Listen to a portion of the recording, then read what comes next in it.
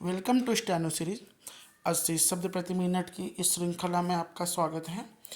यहाँ आपको डेली 4 डिटेशन दिए जाते हैं जो कि संपादकीय, एडिटोरियल और राजनीति से जुड़े होते हैं। डिटेशन पाने के लिए चैनल को सब्सक्राइब कर लीजिए, बेल आइकन को ऑन करिए, जिससे जब भी हम डिटेशन अपलोड करें तो आपको नोटिस मिल जाए। डिटेशन स्टार्ट होगी 5 सेकंड बाद। स्टार्ट।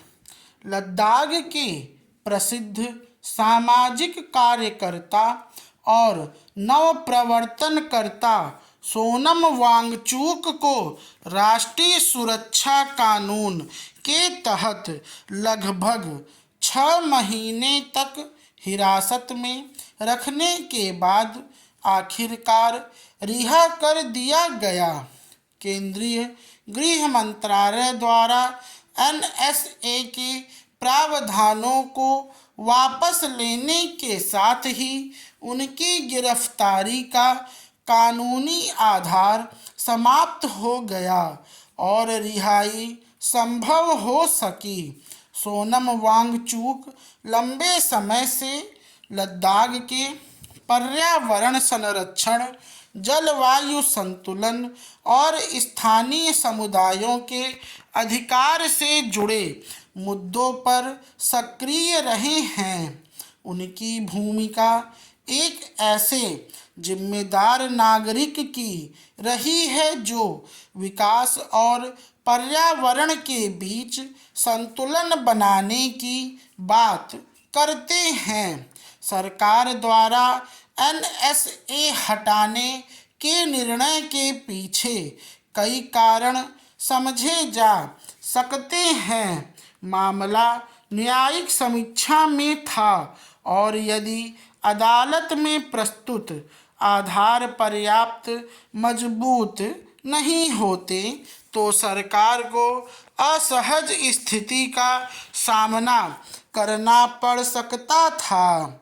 इसके अलावा इस प्रकरण ने राष्ट्रीय और अंतर्राष्ट्रीय स्तर पर ध्यान आकर्षित किया, जिससे एक संतुलित और विचारशील निर्णय की आवश्यकता और बढ़ गई।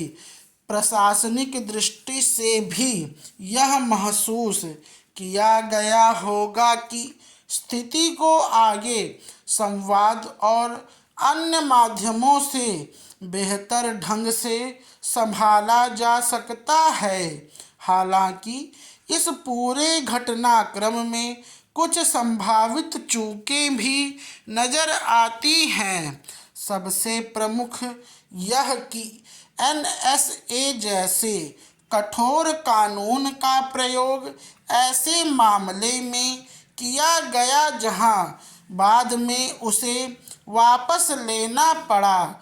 इससे यह संकेत मिलता है कि प्रारंभिक स्तर पर परिस्थितियों का आकलन या तो पर्याप्त स्पष्ट नहीं था या फैसला अपेक्षित सावधानी के साथ नहीं लिया गया।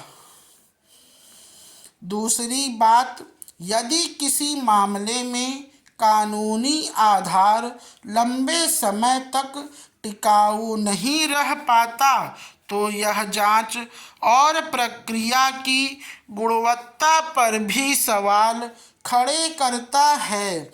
ऐसे मामलों में पारदर्शिता और ठोस तथ्यों पर आधारित निर्णय अधिक उपयुक्त माने जाते हैं। खैर, वजह जो भी हो, सोनम वांगचुक की रिहाई को एक ऐसे निर्णय के रूप में देखा जा सकता है जिसमें सरकार ने परिस्थितियों का पुनर्मूल्यांकन करते हुए अपने कदम पीछे खींचा।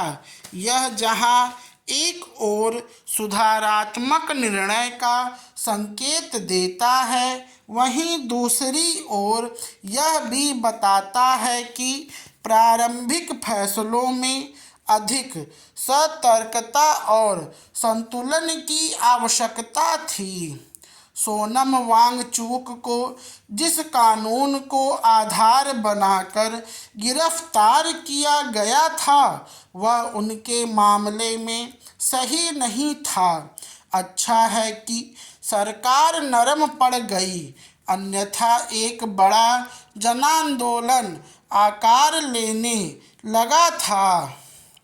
सरकार में फर्क होता है, नेता में फर्क होता है, नीयत में फर्क होता है। नेता देशभक्त हो, कल्पनाशील मस्तिष्क का हो, संवेदनशील हो और उसके दिल में देश और जनता की सेवा की तड़प हो तो नई योजनाएं जन्म लेती हैं। स्टॉप।